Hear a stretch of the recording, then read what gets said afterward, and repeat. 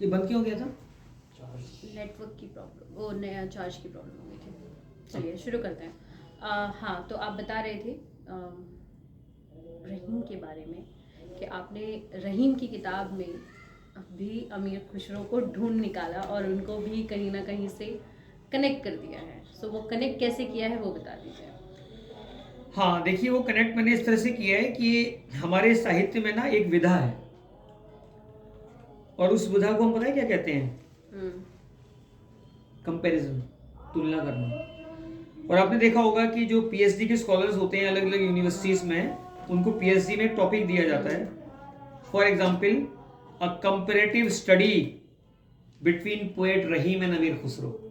कभी सुना है आपने? ऐसा अक्सर बहुत होता है, ऐसे गाइड जो होते हैं वो इस तरह के टॉपिक्स देते हैं। तो इसके अंदर जो मैं अमीर खुसरो लेके आया हूँ, इसलिए लेके आया हूँ कि अमीर खुसरो ने कुछ दोहे लिखे थे 13वीं शताब्दी में। तो रहीम ने भी उन्हीं विषयों पे दोहे लिखे हैं। हो सकता है, मेरा अंदाजा है, लेकिन मुझे पक्का सबूत नहीं मिला कि क्या रहीम ने खुसरो के वो दोहे पढ़े और इंस्पायर होके अपने नए दोहे बनाए। ये भी हो सकता है, क्योंकि वो भी लिटरेरी आदमी थे। पुराने लोग तो सभी पहले के पोइट्स को पढ़ते थे। तो अमीर खुसरो ने ये जो लड़कियां हाथ में मेहंदी लगाती है ना, इस पर बड़ा ही विचित्र दोहा लिखा है, बहुत ही विचित्र।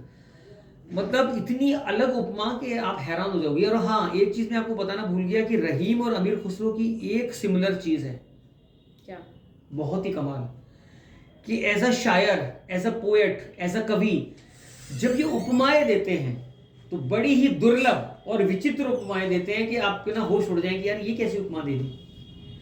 ठीक है, अब यहाँ अमीर खुसरो, जो लड़कियों को मेहंदी लगाने का शौक होता है ना, आपको भी होगा, अभी भी लगाती हैं औरतें, शादीशुदा भी लगाती हैं, सब लगाते हैं। अब सोचिए कि उसका जो है वो, जो हमारे यहाँ पहले ऋषि मुनि होते थे ना, और उनकी जो शागिर्द होते थे, शिष्य, और उनकी जो भक्ति होती थी, उसका मेहंदी से क्या लेना देना?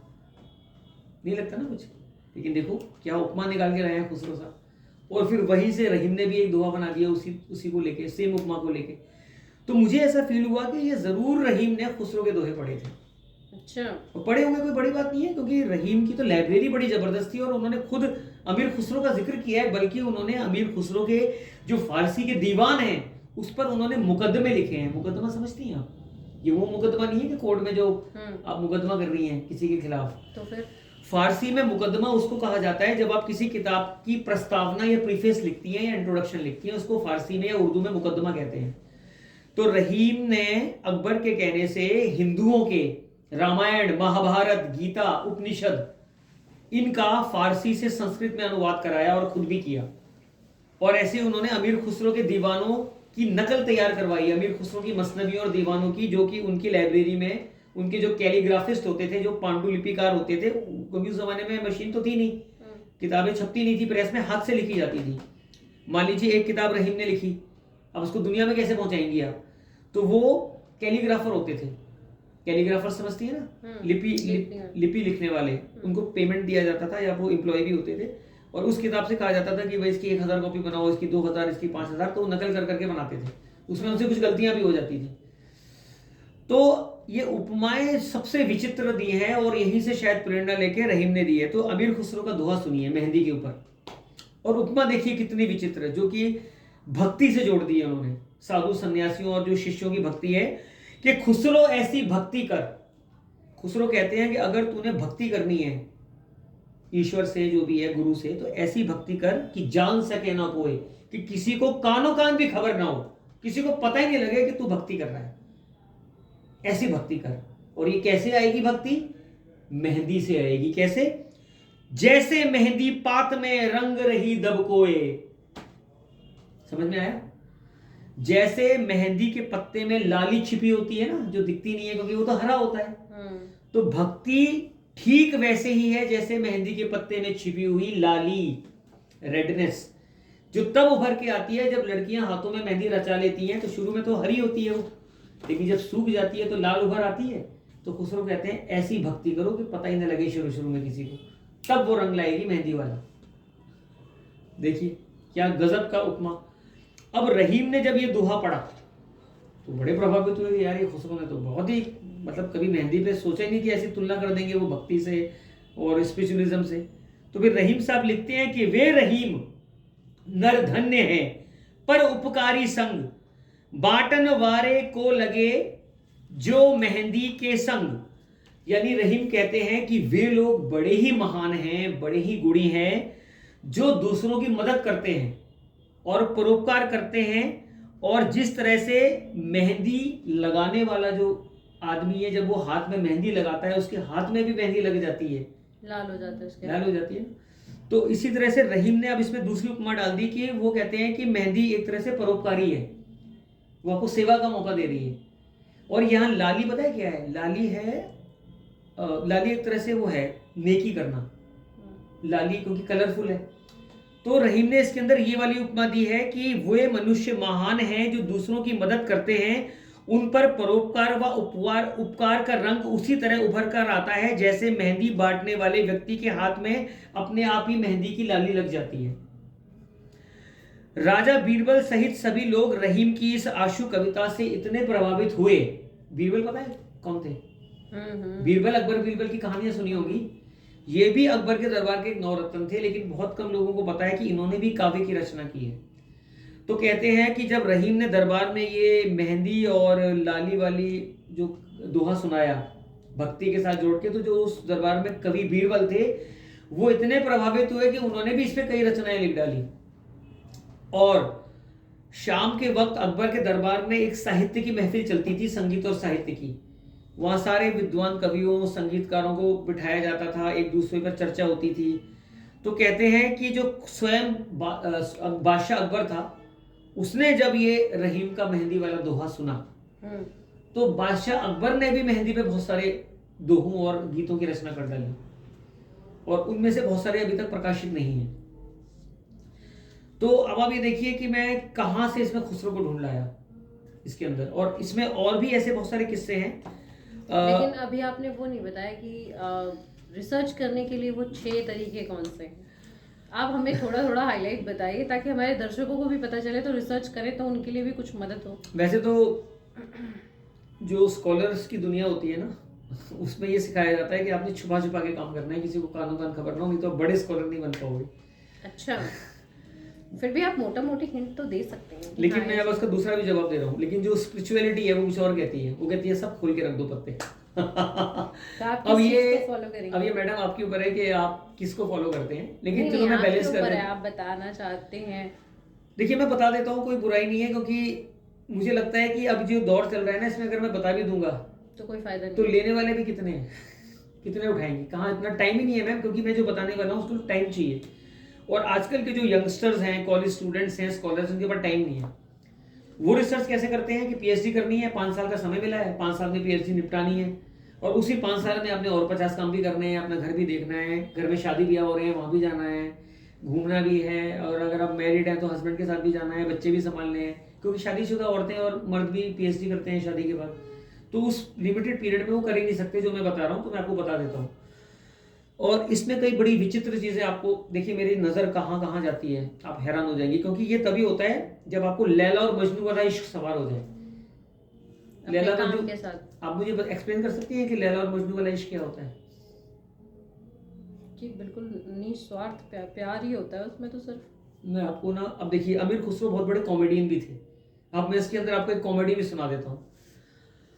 एक बार रहीम के दरबार में जो है ना, कॉमेडी के ऊपर चर्चा चल रही थी रहीम और अकबर के दरबार में, कि भाई ये पुराने कवियों ने क्या क्या व्यंग कसे हैं, हास्य में क्या लिखा है।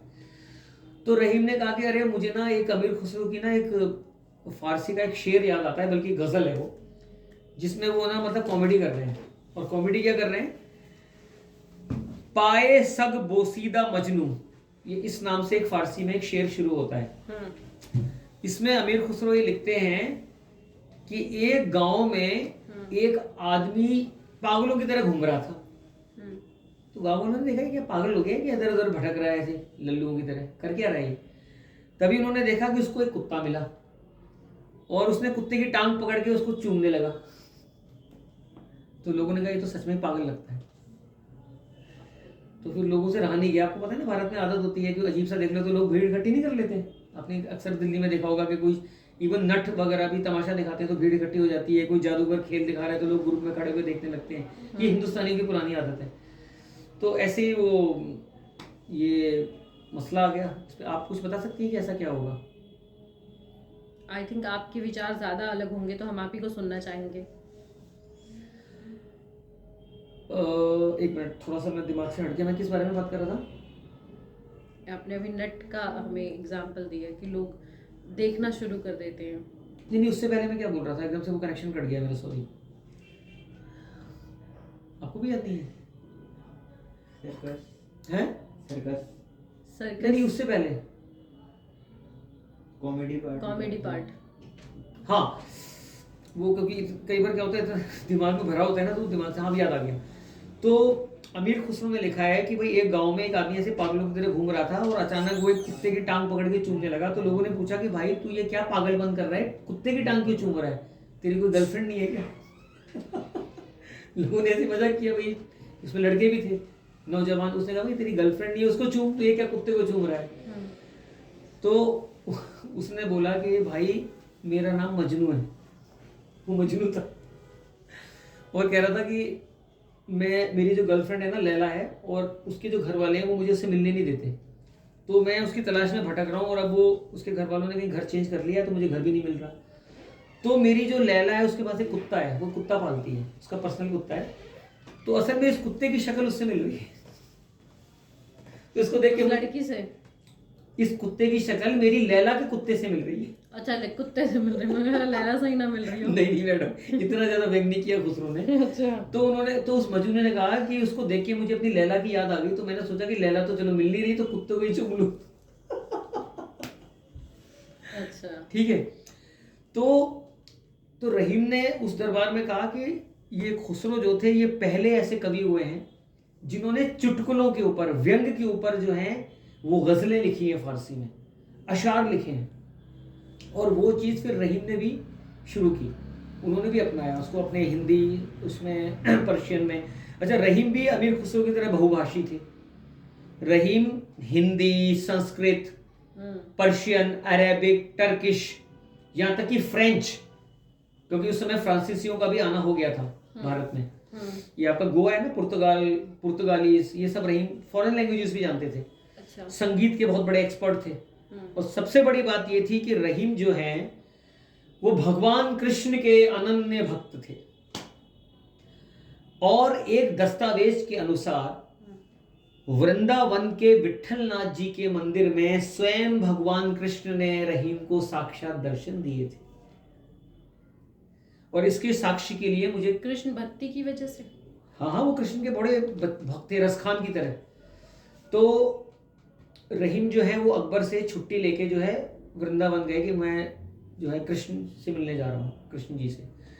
तो जब वहाँ मंदिर में, विट्ठलनाथ जी के मंदिर में जो दरबान था, उसने देखा ये तो मुसलमान है, तो उसने रहीम को अंदर नहीं घुसने दिया। उसने कहा दफा हो जाओ, यहाँ पे मुसलमानों की एंट्री नहीं है।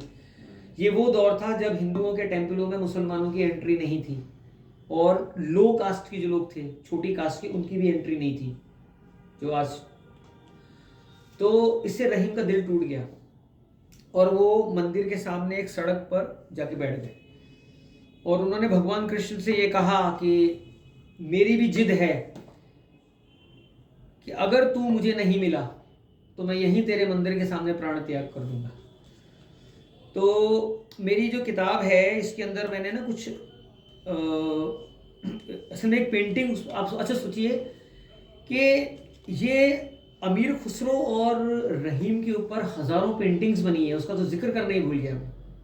उस जमाने से लेकर आज तक बनती आ रही है, लाखों पेंटर्स ने उन पे पेंटिंग्स बनाई है। और ये सब जो मैं इतिहास सुना रहा हूँ ये पेंटर्स ने पेंट भी किया है। अच्छा। तो फ्रीरर आर्ट गैलरी है कहीं अमेरिका में, कहीं बाहर, उसमें ये पेंटिंग रखी हुई है जिसमें दिखाया गया है कि, देखिए मैं आपको दिखाता हूँ, एक पेंटिंग मैंने इस किताब में दी है। बल्कि गवर्नमेंट के साथ काम करना थोड़ा सा मुश्किल हो जाता है, तो वो बहुत सारी पेंटिंग्स मैं इसमें दे नहीं पाया। ये देखिए, आपने कोई ऐसी विचित्र पेंटिंग देखी है कि भगवान कृष्ण गोवर्धन पर्वत उठा रहे हैं उंगली पर? ये तो पता होगा आपको, ये सच है ना। और ये गोपियां उनको प्रणाम कर रही हैं जो गोकुलवासी हैं, इसमें कुछ उनकी जो गोपियां हैं और ये उनके पति हैं या लोग हैं, और ये बारिश हो रही है बहुत तेज, तो बारिश से इंद्र ने वो कर दिया था ना बारिश नॉन स्टॉप, तो बचाने के लिए तो कृष्ण जी ने एक उंगली पे पर्वत उठा रखा है। अब ये पेंटिंग बनी हुई है, इसमें रहीम भी खड़े हुए हैं। देखिए रहीम कहाँ से आ गए, रहीम तो थे ही नहीं उस जमाने में, कृष्ण जी के टाइम में कहाँ थे रहीम। लेकिन ये सुनो, तो ये पेंटर्स ने क्यों बनाई है, क्योंकि ये कृष्ण के भक्त थे। तो पेंटर्स ने दिखाया है कि ये इतने भक्त थे कि ये सारी लीलाएं इनको दिव्य रूप में दिखती थी साक्षात रहीम को, क्योंकि कृष्ण ने जब इनको दर्शन दिए थे तो कृष्ण ने इनको वरदान दिया था रहीम को कि क्योंकि तुम्हें मेरे साक्षात दर्शन हो चुके हैं, तो इसलिए सारी मेरी पूरी की लीलाएं तुम्हें साक्षात ऐसे दिखेंगी जैसे चलचित्र चल रहा हो सिनेमा हॉल में। सुन रही हैं आप? तो जब ये बात उस जमाने के पेंटर्स को पता चली, हम अपने व्यूअर्स को भी दिखा देते हैं कि देखिए व्यूअर्स, इसमें एक चित्र है श्री कृष्ण होल्डिंग माउंट गोवर्धन, मेवाड़ 17वीं सेंचुरी की पेंटिंग है, जो कि दिल्ली के द्वारका में CCRT आर्काइव्स नई दिल्ली में रखी हुई है। इसमें आप देख सकते हैं कि भगवान कृष्ण गोवर्धन पर्वत उठाए खड़े हैं और वहां पर जो गांव वासी हैं वो उनको प्रणाम कर रहे हैं कि हमें बचा दिया आपने। और देखिए उसी पेंटिंग में रहीम खड़े हुए हैं, और आप देख सकते हैं कि ये मुसलमान तो लगी रहे होंगे, जो फीचर से लग रहा है ना मुस्लिम खड़ा है, तो हिंदू पेंटिंग में, वो भी कृष्ण की पेंटिंग में मुस्लिम कहाँ से आ गया। तो ये पेंटर्स ने रहीम को दर्शाया है, और उसमें वो ये दर्शा रहे हैं कि क्योंकि इनको भगवान कृष्ण ने साक्षात दर्शन दिए थे वृंदावन के विट्ठलनाथ जी के मंदिर में, इसीलिए कृष्ण ने इनको वरदान दिया था कि मेरी जितनी भी दिव्य लीलाएं हैं, जैसे कालिया नाग का दमन, कंस का दमन, गोवर्धन पर्वत उठाना, और भी लीलाएं, और जो वृंदावन में गोपियों के साथ जो रासलीला करते थे, वो सब रहीम दिव्य दृष्टि से देख सकते थे साक्षात। अच्छा, ये इनको वरदान मिला हुआ था। और इसमें ये भी आता है कि जब वो बहुत देर तक बैठे रहे और कृष्ण तो आए नहीं, आधी रात हो गई, तो इनकी बिल्कुल मरने वाली हालत हो गई, क्योंकि भोजन नहीं किया था कई दिनों, हफ्तों हो गए थे। तो अचानक कुछ दिन 15-20 दिन के बाद अचानक रात में एक बालक आया और उसने इनके पीछे ऐसे किया, तो बोला बाबा भोजन नहीं करोगे? तो देखा सामने एक भोजन का थाल रखा हुआ है, रहीम ने देखा, तो रहीम ने कहा नहीं मुझे नहीं खाना, मैं मर जाऊंगा, क्योंकि मैं तो कृष्ण का इंतजार कर रहा हूँ, वो कब आएंगे मिलने। तो उस बालक ने कहा कि बाबा भोजन कर लो, कहीं मर गए तो वो उनके दर्शन भी नहीं होंगे। तो हुआ क्या था कि रहीम ऐसे बैठे हुए थे और वो बच्चा पीछे से आया था, तो रहीम ने जैसे ही गर्दन उड़ाई, साक्षात कृष्ण के दर्शन हुए और अंतर ध्यान हो गए एकदम, प्रभु एक पल का दर्शन देखे। तो इन्हें बड़ा अफसोस हुआ रहीम को, तो इन्होंने कहा अरे मैं तो सच में गधा हूं, मुझे तो भगवान कृष्ण पीछे से आ गए और बाल रूप में आए थे और मुझे पूरा दर्शन भी दिखा, जो विराट रूप था ना उसके भी दर्शन कर गए, और मैं गधा उनसे मिल ही नहीं पाया, इतना इनको हुआ। तो फिर उन्होंने उसको काव्य में लिखा, हिंदी और फारसी में। और इसके बाद रहीम ने दुनिया का सबसे बड़ा चमत्कार किया, वो बताइए क्या? रहीम ने भगवान कृष्ण के ऊपर खेट कौत जातकम नाम का एक ग्रंथ संस्कृत में लिखा, काव्य में, जो कि पूरा का पूरा संस्कृत भाषा में है, और वही ग्रंथ पूरा का पूरा फारसी में भी है।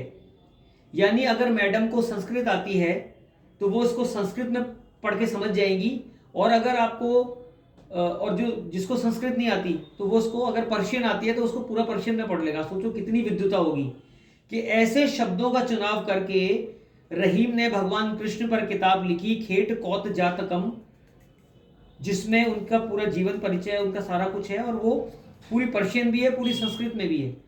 तो मैंने जब इस पर रिसर्च की तो पता लगा कि संस्कृत और पर्शियन का ग्रामर एक ही है, और बहुत सारे शब्द मिलते हैं इनके, बस उसके प्रोनाउंसिएशन थोड़े से अलग हो जाते हैं। जैसे इसमें जातकम, कर्तम, मूड, किंग, कर्तव्य ऐसे हो जाते हैं, उसमें कुछ फारसी का टच आ जाता है, लेकिन स्टार्टिंग के शब्द वही हैं। तो एक तो ये काम किया। अच्छा, एक और हैरत की बात है कि ये ग्रंथ खो गया था, तो पता लगा कि देहरादून में एक मैडम है कोई, शायद कोई रेखा गुप्ता नाम की, वो हमें आगा खान फाउंडेशन के दरमियान जब उनको पता लगा कि इतना बड़ा काम हो रहा है तो उन्होंने खुद ही हमें फ़ोन किया। तो उन्होंने खुद ही फ़ोन करके कहा कि एक ग्रंथ है खेट कौत जातकम। हमने बोला कि अरे मैडम ये तो हमें ग्रंथ ही नहीं मिल रहा, कहीं पूरे भारत में कहीं नहीं मिला, ना किसी म्यूजियम में, ना संग्रहालय में, कहीं था ही नहीं है। फिर हमने विदेशों में ढूंढा, वहां भी नहीं मिला। तो फिर हमारे पास एक देहरादून से एक मैडम का फोन आया कि ये ग्रंथ मेरे पास है। हम लोग बड़े आश्चर्यचकित हुए। आगा खान फाउंडेशन ने उनसे बोला कि आपको जितना धन चाहिए हम आपको देंगे, आप ग्रंथ ले आओ। तो उनको मैडम बुलाया गया, एक बड़ी सी एसी गाड़ी में बिठा के लाया गया, उनको ग्रंथ मंगाया गया। तो उन्होंने कहा कि ये ग्रंथ कोई भी छापने को तैयार नहीं हो रहा था, तो ये मैंने खुद अपने खर्चे से छापा है। वो वहाँ पे एक प्रोफेसर थी यूनिवर्सिटी में, तो उनको कहीं से ये ग्रंथ मिल गया, खेट कौत जातकम, उन्होंने इसको एडिट करके छाप दिया। फिर बाद में आगा खान फाउंडेशन ने उसको रीप्रिंट किया ताकि उसकी और कॉपीज पहुंच जाए। तो इस तरह से ये ग्रंथ हमें प्राप्त हुआ। अच्छा, दूसरा एक जो है, मैं इस किताब के अंदर एक ऐसी चीज आपको दे रहा हूँ जो मेरे अलावा किसी भी रहीम की किताब में आपको नहीं मिलेगा। क्या है? वो है categorisation of the poetry of Rahim. यानी रहीम ने जो भी काव्य रचना की, फारसी, अरबी, तुर्की और खासकर हिंदी में, अच्छा रहीम के साथ उल्टा है, रहीम ने सबसे ज्यादा रचना जो की है, सबसे ज्यादा वो हिंदी में की है। अच्छा। या ये कह सकते हैं कि फारसी में भी उतनी ही की है, बराबर की है, लेकिन बहुत मात्रा में खुसरो से बहुत ज्यादा की है, क्योंकि उनका पीरियड बदल गया ना। खुसरो के पीरियड में हिंदी भाषा थी नहीं, तो वो प्रथम कवि थे, तो प्रथम कवि इतना ज्यादा नहीं लिख सकता ना। लेकिन इनके आते आते तो हिंदी बहुत ज्यादा परिपक्व हो चुकी थी, बढ़ चुकी थी, फैल चुकी थी हमारे भारत से विश्व तक। तो इसके अंदर मैंने जो कैटेगराइजेशन किया है वो इस तरह से नहीं किया किसी ने जैसे मैंने किया है। आप 100 किताब रहीम की उठा के मेरी किताब से टैली कर लीजिए, आपको इस तरह का कैटेगराइजेशन नहीं मिलेगा। मैं आपको समझा देता हूं। सबसे पहले मैंने रहीम का हिंदी काव्य लिया है, हिंदी ग्रंथ। हिंदी ग्रंथ में इनकी आती है रहीम दोहावली, जिसमें इनके दोहों का संकलन है, जैसे कि है, टूटे सुजन मनाइए जो टूटे 100 बार, रहीमन फिर पोहिए टूटे मुक्ताहार। यहां मैं एक चीज बता दूं कि रहीम की जो हिंदी भाषा है वो बहुत मुश्किल है, वो आजकल के बच्चों को आसानी से समझ नहीं आएगी, क्योंकि इसमें संस्कृत, पाली, प्राकृत और अपभ्रंश का टच है। रहीम अमीर खुसरो से बहुत बड़े लेवल के हिंदी के कवि थे, तो इसलिए थे क्योंकि ये बाद के पीरियड में पैदा हुए, तब तक हिंदी काफी कुछ डेवलप हो चुकी थी। खुसरो के समय में खुद खुसरो ने हिंदी शुरू की, तो फिर वो डेवलपमेंट नहीं आ पाएगा ना। लेकिन उसके बावजूद भी खुसरो ने जो लिखा वो भी काफी स्तरीय लिखा, लेकिन उन्होंने और ही हाई लेवल के और मुश्किल और गंभीर काव्य लिखा, खासकर इनके दोहे। और एक बात और मैं आपको बता दूं कि पूरे भारत में जितने भी हिंदी के कवि आज तक हुए हैं, उनमें रहीम अकेले कवि हैं जिन्होंने मुस्लिम कवि होने के बावजूद हिंदुओं के सभी देवी देवताओं पर हिंदी में काव्य लिखा है, दोहे, पद, छंद। जैसे लक्ष्मी माता पे, गणेश जी पे, हनुमान जी पे, ब्रह्मा जी पे, भगवान शंकर पे, पार्वती जी पे, लक्ष्मी जी पे, नारद मुनि पर, भृगु ऋषि पर, और भी बड़े बड़े उस पर जो भी हमारे देवी देवता हैं, हनुमान जी पर, सब पे लिखा है।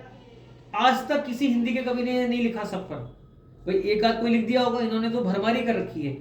और इनका एक ऐसा दोहों का और पदों का संकलन तैयार हो सकता है जो कि पूरे हिंदी देवी देवताओं से भरा होगा, उसमें कुछ मुस्लिम, इस्लाम कुछ नहीं है।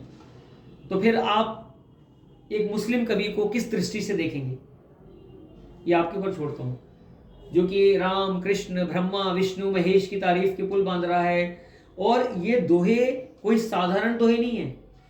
काव्य दो तरह से किया जाता है, काव्य का दो स्तर होते हैं, ध्यान से सुनिएगा। एक होता है प्रशंसनीय काव्य, जिसमें आपने तारीफ कर दी और लोग खुश हो गए। एक होता है ज्ञान मार्गीय काव्य, जो आपको विचार देता है, जो सोचने के लिए मजबूर करता है, जो थॉट देता है। तो रहीम ने जो हिंदू देवी देवताओं पर जो दोहे, पद, छंद भी लिखे हैं ना, और इसमें इन्होंने भी अमीर खुसरो की तरह पर्शियन में लाके लिखा है, वहीं से खुसरो से प्रेरणा लेके। तो उसमें भी रहीम ने हर देवी देवता की जो खासियत है और उससे क्या सीख दी जा सकती है, जैसे इंद्र से, हनुमान जी से, भैरव से, शंकर से, कृष्ण से, राम से, सीता से, लक्ष्मण से, कैकई से, सबके ऊपर उन्होंने दोहे लिखे हैं। किसी को नहीं छोड़ा रहीम ने, सबके ऊपर लिख डाले। और वो मैसेज देने वाले दोहे, ये नहीं कि सिर्फ नाम आ गया तो खत्म हो गया, कि भाई राम का नाम डाल दिया बस बीच में ऐसे ही कहीं से उठा के। समझ नहीं मैं क्या कहना चाह रहा हूं। अच्छा, इसके बाद अब देखिए कि ये तो पहला काव्य हो गया। उसके बाद सेकंड इनका है नगर शोभा। ये क्या है? ये रहीम का इन्वेंशन है, इनोवेशन यानी कि आविष्कार हिंदी साहित्य में। नगर शोभा में असल में जब मैंने अमीर खुसरो को देखा तो पता लगा कि ये असल में इन्होंने अमीर खुसरो से प्रेरणा ली है, क्योंकि फारसी और हिंदी मिश्रण काव्य में अमीर खुसरो नगर शोभा के कॉन्सेप्ट को पहले लिख चुके हैं, लेकिन दूसरे नाम से। उसका नाम पता है क्या है? उसका नाम है रुबाइयाते पेशावरान। उर्फ शहर-ए-शोक, ये अमीर खुसरो का आविष्कार है। एक दिन अमीर खुसरो हजरत निजामुद्दीन औलिया के साथ अपनी खानकाह में बैठे थे, तो तभी अचानक उन्होंने देखा कि एक झाड़ू देने वाला झाड़ू लगा रहा है। उसको हलालखोर कहते थे उस जमाने में, आम भाषा में। तो निजामुद्दीन औलिया ने खुसरो से कहा कि भाई तुम तो इतनी 50 तरह की शायरी लिखते हो, बादशाहों पे लिखते हो, राजाओं पे लिखते हो, अल्लाह, भगवान, कृष्ण सब पे लिखते हो, लेकिन कभी तुमने इन समाज के जो छोटे छोटे ये जो गरीब लोग हैं इन पर गौर किया है? नाई, धोबी, मोची, कस्बिन, कस्बिन वैश्या को कहते हैं, प्रोस्टिट्यूट को। धोबी, नाई, मोची, लोहार, ठठेरा, सुनार, दर्जी, ये कौन लोग हैं मैम? ये समाज के छोटे छोटे लोग हैं ना, ये छोटे मोटे पेशा करते हैं। पेशे का काम ग्वालन, मालन, दूध बेचने वाली, दही बेचने वाली, मालनिया, फूल गूंथने वाली। तो उन्होंने कहा कि तुम इन पर भी शायरी करो। यानी कि समाज ने जिनको निग्लेक्ट कर रखा है, जिन लोगों को, उनको भी शायरी का विषय बनाओ। और इसके अलावा जितने भी कीड़े मकोड़े हैं, मच्छर, खटमल, मक्खी, इन पर भी लिखो। ये सब सृष्टि की रचना है। तो अमीर खुसरो ने रुबाइयात पेशावरान और उसका सेकंड वर्जन शहर-ए-शोक का आविष्कार किया। रुबाइयात पेशावरान का मतलब होता है, रुबाई फारसी की शायरी है, रुबाई में तारीफ की जाती है कसीदे की तरह। रुबाइयात पेशावरान का मतलब है कि समाज में, सोसाइटी में जितने भी विभिन्न तरह के प्रोफेशंस हैं, उनके लोगों पर और उनके प्रोफेशन पर काव्य लिखना। धोबी, मोची, नाई, लोहार, लकड़हारा, शिकारी, कारपेंटर, इन सब के ऊपर कभी सुना है किसी ने इन पे भी शायरी लिखी हो? कोई लिखता है? आप लिखेंगे तो लोग हंसेंगे ऊपर कि ये मैडम तो सठिया नहीं लगता है, तो क्या क्या लिख रही, भूल चलू। तो इस तरह से अमीर खुसरो भारत के पहले दलित साहित्यकार भी हैं, जिन्होंने दलितों पर लिखा। ये दलित ही तो माने जाते थे सब, छोटे मोटे। ये जो हमारे यहाँ जो ये नालियां साफ करते हैं, इनको क्या कहेंगे आप? अभी भी करते हैं, ये जो गटर होता है